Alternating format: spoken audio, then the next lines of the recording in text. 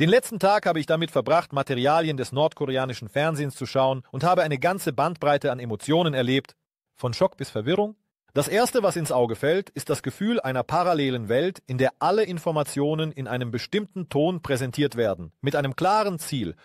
Ich kann mir nicht vorstellen, wie glücklich mich das gemacht hat. Im Gegensatz zu dem uns vertrauten Fernsehen, wo es eine Vielfalt an Meinungen gibt, in der DVRK, es dient dem einzigen Zweck, die richtige Wahrnehmung der Realität zu formen. Jede Sendung, jeder Beitrag ist Teil einer großen ideologischen Konstruktion, in der es keine Zufälle gibt.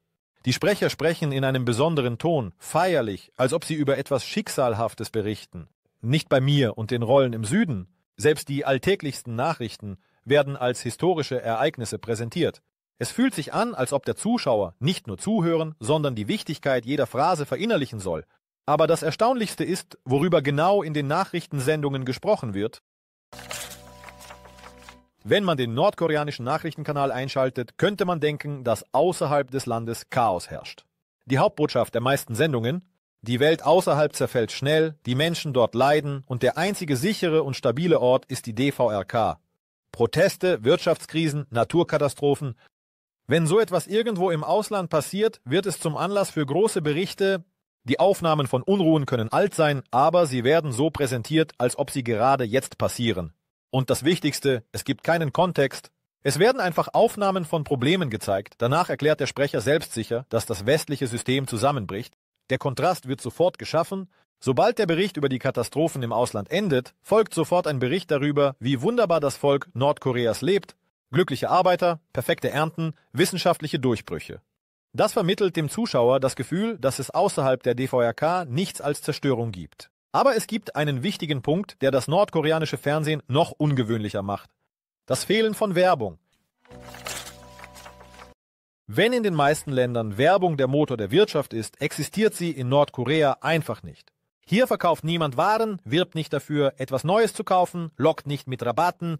Aber das bedeutet nicht, dass der Bildschirm frei von Propaganda ist. Im Gegenteil, anstelle von kommerzieller Werbung gibt es hier eine ständige ideologische Beeinflussung. Jede Pause zwischen den Sendungen ist keine Werbung für Shampoo oder Autos, sondern Clips mit Militärtechnik und glücklichen Arbeitern, Schülern, die mit Freude die Werke des Führers studieren. Es sind eigenartige, motivierende Videos, deren Ziel es ist, den Menschen einzureden, dass sie am besten Ort der Welt leben. Besonders hervorzuheben sind musikalische Darbietungen von Liedern über das Vaterland, den Führer und das große Volk. Sie werden mit voller Ernsthaftigkeit und tiefen Emotionen aufgeführt, und die Zuschauer im Saal hören mit Ehrfurcht zu. Es entsteht der Eindruck, dass das Fernsehen nicht nur informiert, sondern buchstäblich das Bewusstsein der Zuschauer programmiert. Aber wenn man Propagandaclips noch irgendwie erwarten kann, dann ist es wirklich erstaunlich, wie viel Sendezeit den Kims gewidmet wird. Das nordkoreanische Fernsehen ist ohne Berichte über die Kims nicht vorstellbar. Dabei handelt es sich nicht nur um Erwähnungen, sondern um vollständige Chroniken, in denen die Führer die Hauptfiguren fast aller Nachrichtensendungen sind. Wenn man den Fernseher einschaltet, kann man sehen, wie die Sprecher begeistert erzählen, wie der Führer eine Fabrik besuchte, die Ernte inspizierte oder den Wissenschaftlern einen weisen Rat gab. Jeder seiner Schritte wird als historisches Ereignis dargestellt. Wenn er einen Berg bestiegen hat, ist das ein Symbol großer Stärke. Wenn er mit Arbeitern gesprochen hat, ist das Fürsorge für das Volk einen besonderen Platz nehmen. Archivaufnahmen mit früheren Führern Aus ihnen entsteht eine ganze Mythologie, in der jeder der Kims nicht nur ein Politiker ist, sondern fast ein Übermensch, der Heldentaten vollbrachte, das Land rettete und angeblich sogar über einzigartige Fähigkeiten verfügte. Eine solche Darstellung erzeugt den Effekt der Alternativlosigkeit. Es scheint, dass niemand außer der herrschenden Dynastie in der Lage ist, das Land zu regieren. Und das funktioniert, denn die meisten Zuschauer haben keinen Zugang zu alternativen Informationsquellen, aber wenn Nachrichten und offizielle Chroniken mit voller Ernsthaftigkeit präsentiert werden, sehen Unterhaltungsprogramme ganz anders aus. Unterhaltungsprogramme in Nordkorea sind ein eigenes Genre. Hier gibt es keine uns vertrauten Talkshows, Comedy-Programme oder Reality-Shows. Die Hauptform der Unterhaltung sind groß angelegte Konzerte, Theateraufführungen und patriotische Darbietungen. Maxim, ich werde ein Foto machen. Die Hauptregel ist, dass alles perfekt sein muss. Jede Nummer wird mit militärischer Präzision ausgeführt. Massenszenen werden in perfekter Synchronisation aufgeführt und die Lächeln der Teilnehmer scheinen buchstäblich einstudiert zu sein. Eine der beliebtesten Sendungen sind Konzerte mit Liedern über die Heimat.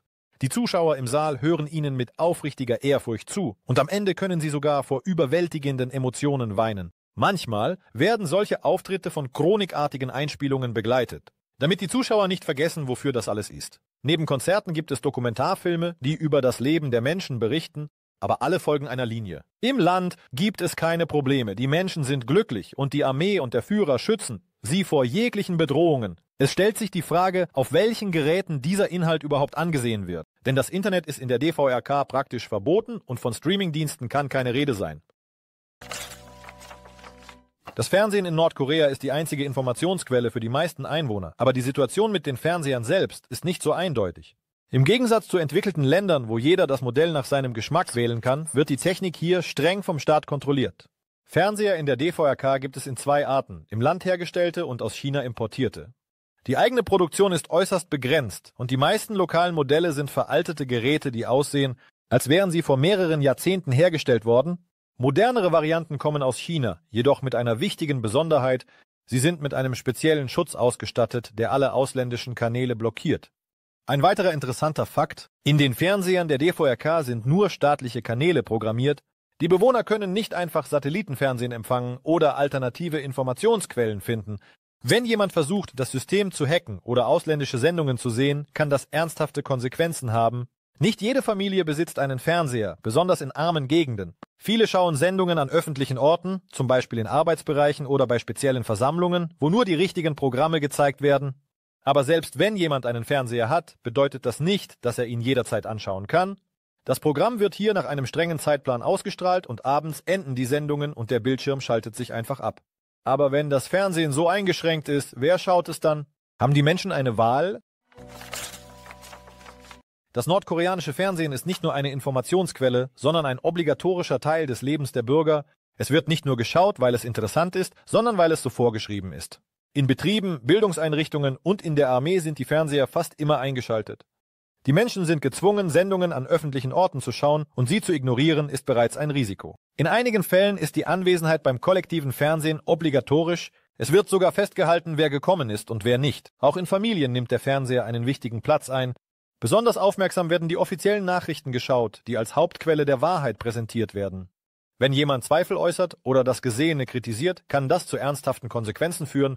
In den letzten Jahren sind jedoch Menschen aufgetaucht, die begonnen haben, alternative Wege zur Informationsbeschaffung zu suchen. Illegale USB-Sticks und Discs mit ausländischen Filmen gelangen ins Land und werden auf dem Schwarzmarkt verbreitet.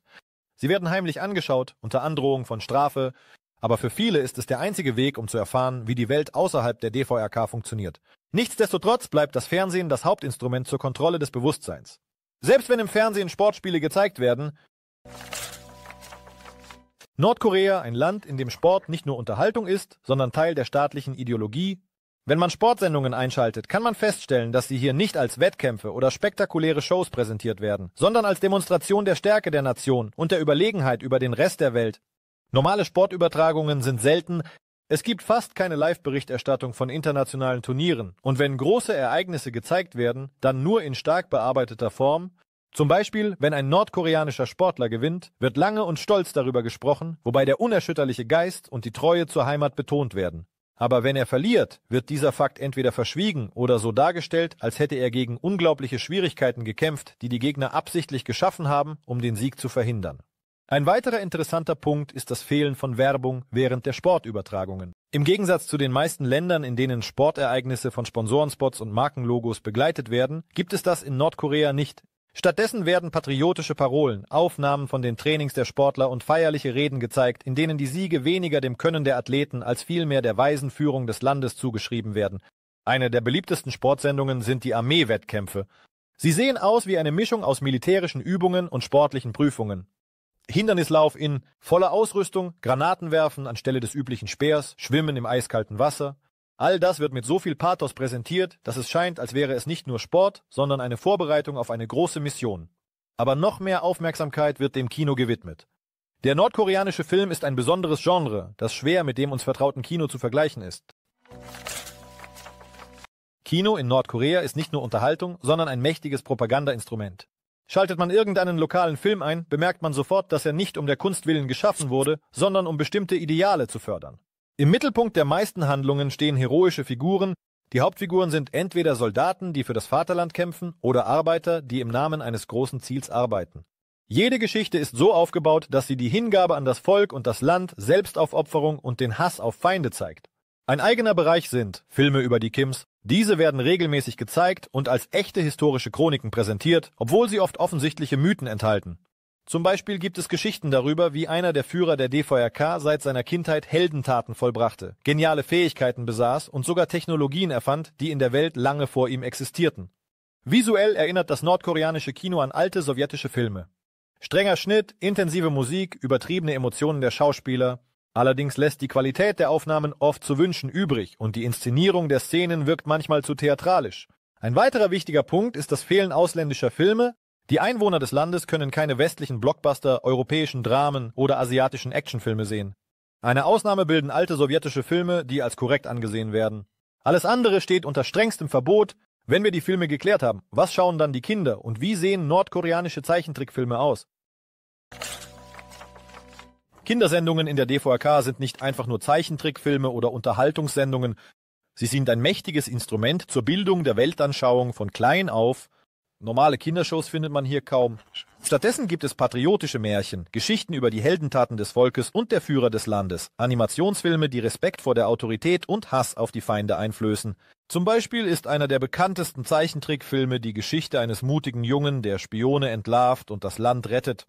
Die Feinde werden karikaturhaft dargestellt, mit grotesken Gesichtszügen, gierigen Augen und hinterlistigen Lächeln. Die Botschaft ist offensichtlich: Die Welt ist in Gute und Böse geteilt. Und die Bösen sind immer Ausländer.